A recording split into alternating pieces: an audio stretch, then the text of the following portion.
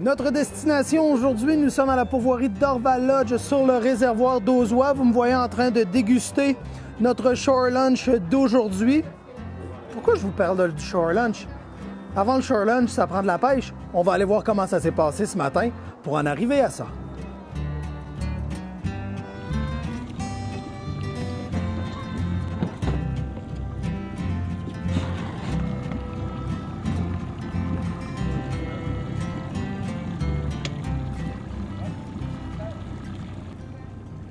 Avant toute chose, il est vrai que l'utilisation d'un guide est intéressant pour découvrir un plan d'eau comme le d'Auzois. Par contre, vous allez nous entendre le répéter durant le reportage, ce n'est pas une obligation. C'est vraiment un plan d'eau qui est facile à pêcher dans certains endroits. Simplement demandez quelques informations à Louis et à son équipe et vous serez en mesure de partir par vous-même pour faire votre pêche. Par contre, si une journée, vous voulez en apprendre un peu plus sur le réservoir d'Auzois et capturer, aller dans des endroits où vous aurez la chance de capturer certains beaux spécimens, eh bien là, l'utilisation d'un guide, une journée ne serait-ce que pour apprendre, peut être un atout important pour votre séjour de pêche.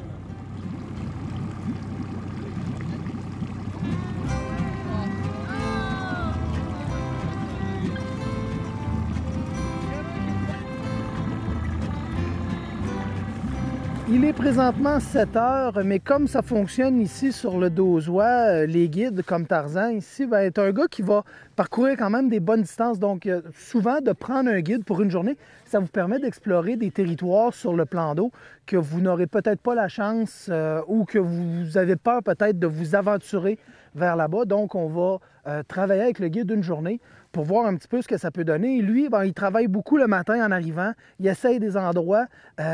Quelques minutes seulement, on jig à gauche, on jig à droite. Ça fonctionne ou ça ne fonctionne pas. Si ça ne marche pas, on remballe tout. On s'en va dans un autre secteur. Et là, on est arrêté puisque ici, dès qu'on a mis les lignes à l'eau, on a eu des touches. Donc, on va voir un petit peu ce que ça peut donner. On va aller se repositionner dans le courant avec les gens. On laisse les moteurs en marche tout le temps. On avance, on recule, on se replace dans les profondeurs où le doré se tient. Donc ça, c'est un bel avantage d'utiliser les services d'un guide pour une journée. C'est ce qu'on vous présente aujourd'hui.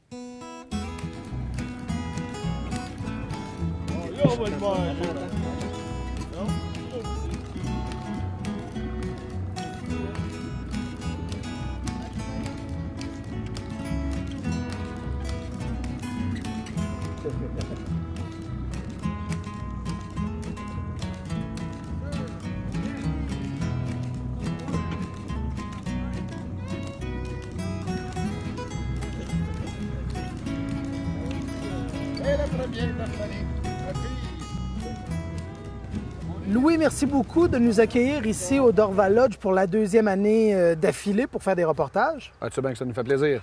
Les gens vont être choyés cette année puisque vous allez être présents à de nombreuses reprises dans l'émission parce qu'on a quand même eu la chance de vivre à différentes périodes de l'année 4 jours de pêche guidés par ton équipe ici à la pourvoirie.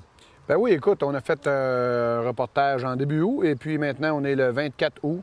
Fait que ça va donner une bonne idée de ce que la pêche peut donner au mois d'août au Dorval. J'aimerais ça que tu nous énumères quelques-unes des principales caractéristiques que le d'Orval Lodge offre. Écoute, je pense que dans les principales caractéristiques, notre accessibilité et puis la qualité de pêche sur le réservoir d'Auzois dans le parc La Vérandrie, on est vraiment... c'est vraiment dur à battre, celle-là. Bon, tu parles d'accessibilité. C'est difficile d'avoir mieux là, parce que vous êtes directement sur le bord de la route. Il n'y a même pas 100 pieds de chemin forestier. C'est pas une autoroute, mais une route principale du Québec et la pourvoirie. Exact. On est sur la 117. Il n'y a vraiment aucune gravelle à faire pour accéder au chalet. On est à 300 km de Gatineau, à 400 km de Montréal. Donc, au niveau de l'accessibilité, je pense qu'on est vraiment dur à battre. Bon. Les gens vont dire, ah, sur le bord de la grande route, ça doit être bruyant un peu. On ne peut pas tout avoir. C'est bien évident qu'il y a certains chalets qui sont peut-être plus collés où on va entendre une fois de temps en temps un véhicule. Puis vous avez beaucoup de chalets qui sont très éloignés du chemin aussi. Écoute, c'est sûr que le fait qu'on soit hyper accessible grâce à la route 117, des fois, on va entendre des véhicules un peu plus que d'une pourvoirie isolée. Sauf que c'est pas tous les chalets qui sont sur la 117. On a plusieurs chalets qui sont quand même assez éloignés où on n'entend pas les autos. Non, ben écoute, moi je l'ai vécu, puis on le sait, on a simplement qu'à se promener à pied sur le site pour justement remarquer que c'est quand même très silencieux, tout dépendant où on est. Parlons des chalets. Tu as quand même une grande variété de chalets pour accueillir autant des petits groupes que des bandes d'amis comme avec qui on est cette semaine, de tes amis, pour accueillir des grands groupes de 10, 15, 20 personnes même. Bien, c'est ça. Écoute, on a 28 chalets qui peuvent accueillir de 1 personne à 26 personnes par chalet. Donc, au niveau de la capacité d'hébergement du Dorval Lodge, ça aussi, c'est quand même une de nos gros avantages. C'est une grosse force que vous avez. Ben oui, écoute, on a de la place pour 175 personnes, sauf que de la manière que les chalets sont situés sur le terrain, on a laissé beaucoup d'arbres. Fait qu'on ne sait pas vraiment que c'est une grosse pourvoirie parce que tous les chalets sont comme... Tout seul dans leur petit coin. C'est ça. C'est vrai de ça, monsieur. Bon.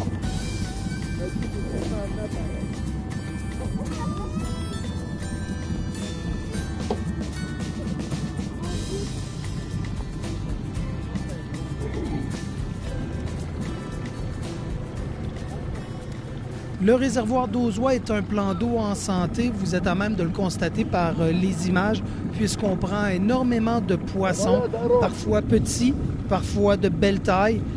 C'est un bon indicateur de la santé de ce plan d'eau-là, puisqu'on voit que les poissons de toute taille se côtoient, ce qui donne une bonne idée de la régénération du plan d'eau.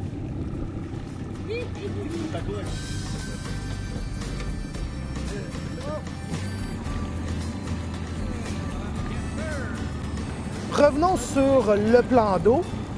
Le d'Auzois, j'ai été étonné l'année dernière pour notre première saison de tournage ici, comme quoi le lac est poissonneux, le réservoir est excessivement poissonneux, et on en a encore la preuve cette année.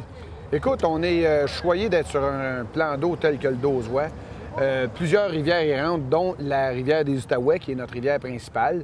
C'est pas un réservoir qui est ensemencé, parce qu'il y a tellement de progéniture, il y a tellement de frayères que je pense que ça va toujours être un des excellents plans d'eau au Québec au niveau de la pêche. Bon, vous n'y échappez pas. Si on parle des réglementations, vous avez une réglementation en vigueur sur le d'Auzois aussi? Oui, présentement, il y a un plan quinquennal que le MRNF, le ministère des Ressources naturelles et Faune, a sorti.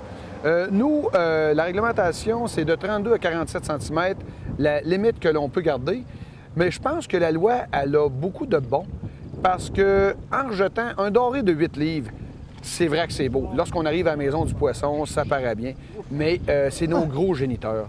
C'est pas les meilleurs à manger, mais c'est les plus beaux à montrer. Fait qu'avec la loi qui ont sorti au Québec, on peut les poser, on les remet à l'eau tranquillement, on leur donne une chance de vivre, puis on va avoir beaucoup de poissons. Ça va être encore meilleur même. Fait que ça va être excellent. Bon.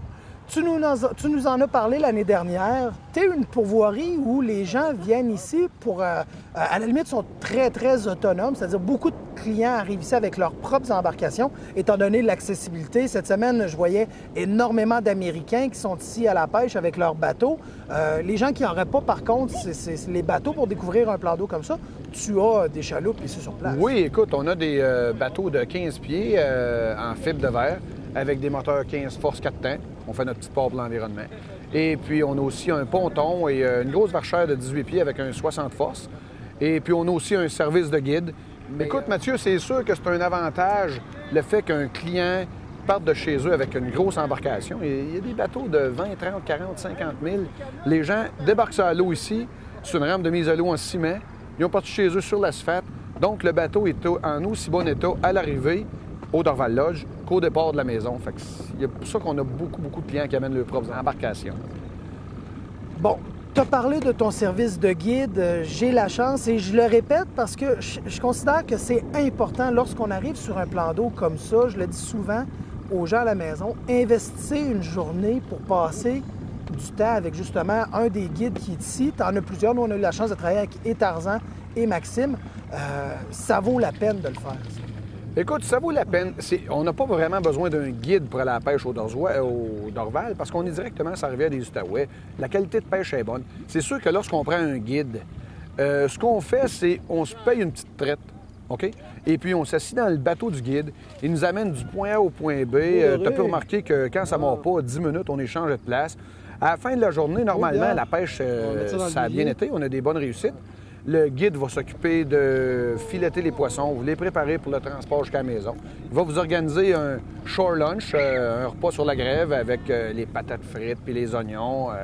Un bon repas santé, quoi. Là, fait que c'est un des bons avantages d'essayer un guide. Puis aussi, ils peuvent ajuster certaines techniques de pêche. On pense que parce qu'on va à la pêche depuis 20 ans, on a tous les trucs, mais souvent, ces gars-là, c'est leur métier. Donc, ils ont des petits ajustements qu'ils peuvent nous faire qui font des fois une bonne différence entre une réussite de pêche et une pêche normale. Louis, le guide peut aussi donner un coup de main sur le retour pour indiquer certains endroits de pêche aux gens qui vont continuer leur séjour, qui sont là pour quelques jours, mais qui ont pris le guide une journée. Bien, que ce soit Tarzan ou Maxime, ils peuvent donner un petit coup de main en disant bien, écoutez, là, venez travailler dans ce secteur-là ici. Habituellement, c'est un bon secteur. C'est un secteur qu'on laisse justement pour les clients. Nous, on ne joue pas beaucoup ici, mais on sait que le poisson est là, on l'a déjà travaillé. Ça se fait, ça aussi. Bien oui, certainement. Puis aussi, les guides vont se renseigner. Est-ce que vous voulez troller ou pêcher à la jig? On essaie d'ajuster les conseils qu'on vous donne selon la méthode de pêche que vous préférez.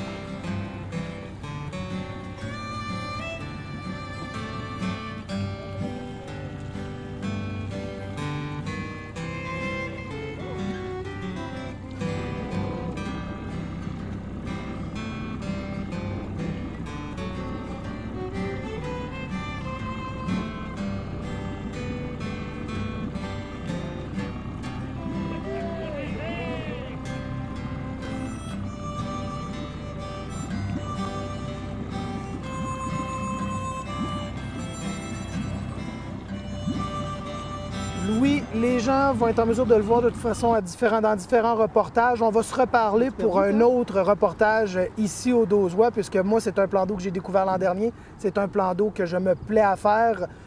J'ai trouvé ce plan d'eau-là fantastique. Des baies, des îles, des arbres, des structures à n'en plus finir. Donc, on se revoit pour un prochain reportage. Bien, ça va me faire plaisir, Mathieu. Merci beaucoup.